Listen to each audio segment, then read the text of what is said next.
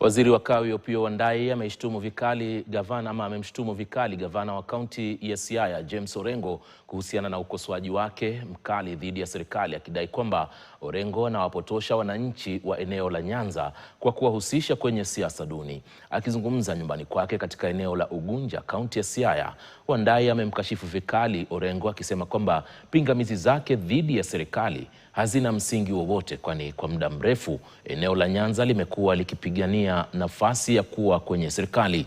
Wandayi, ambaye amezungumza siku chache tu baada ya Orengo kushiriki kwenye maandamano dhidi ya serikali wakati wa maandamano ya makumbusho ya waathiriwa wa maandamano ya Gen Z, sasa anatishia kushiriki kwenye mchakato wa kisiasa unaolenga kumng'atua mamlakani gavana Orengo wakati wa uchaguzi wa mwaka ujao.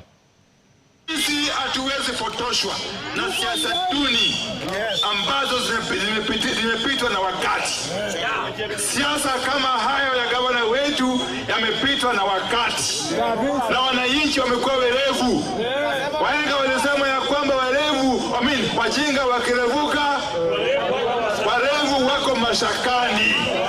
Ambieni huyo gavana wetu ya kwamba sisi wajinga sasa tumerevuka. Mimi nimesema ya kwamba mambo ya Siaya hatutawashia watu wengine.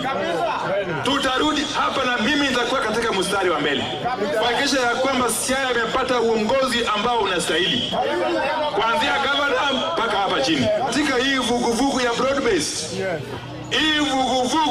broad-based, inayoongozwa na Mheshimiwa Rais Ruto na Mheshimiwa Daktari Senator Oburu Oginga,